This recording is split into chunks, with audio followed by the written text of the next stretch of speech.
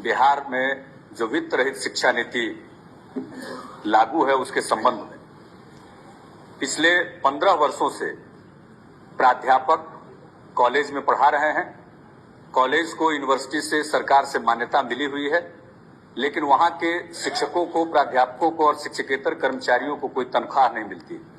ये वित्त रहित शिक्षा नीति जी 15 साल से वित्त रहित शिक्षा नीति चल रही है। कांग्रेस के जमाने से जगन्नाथ मिश्रा जी की देन है, वहां जब वो मुख्यमंत्री थे, और उस समय से अब तक चला आ रहा है। इसके संबंध में एक बार नहीं अनेक बार ज्ञापन दिए जा चुके और अंत में आजीज होकर के लोग यहाँ आए।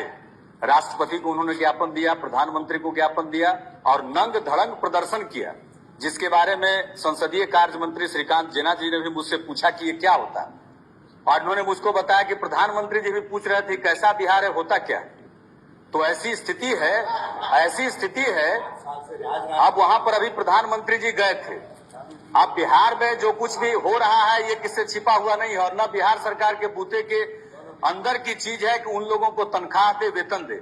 न्यूनतम मजदूरी कानून इस देश में लागू है, लेकिन जो पढ़ाते हैं और कॉलेज में शिक्षकेतर कर्मचारी हैं, उनको कभी कभी वो जो विद्यार्थियों से ट्यूशन फी वसूला जाता है, उसके चलते किसी को 100 रुपया, किसी को 150 रुपया माहवार मिलता है, और कहीं कहीं तो यह भी नहीं मिलता है। ये स्थिति कुल मिलाकर के 2 लाख के करीब ऐसे कर्मचारी हैं। इसलिए अध्यक्ष महोदय, आपका ध्यान आकृष्ट सरकार का करना चाहते हैं कि उनकी समस्या पर ध्यान दे।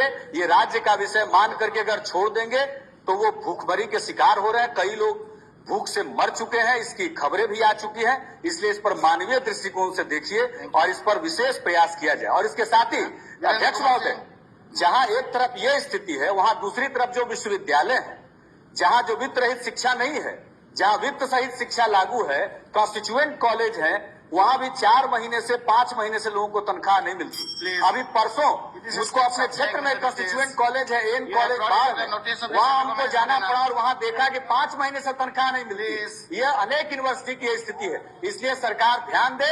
पता नहीं सारा पैसा जनता का कहाँ चला जाता है। केंद्र सरकार इसमें कुछ पहल करे, लोगों को भूख से मरने से बचाए, और जो एमए है, पीएचडी है, ऐसे लोग हैं, 2 लाख लोग ऐसे इस भूखमरी के शिकार हो रहे हैं, ऐसे लोगों को बचाया जाए। आपसे भी हम आग्रह करेंगे अध्यक्ष महोदय, इस मानवीय स्थिति को समझ करके मानवीय आधार पर आप कुछ निर्देश दें।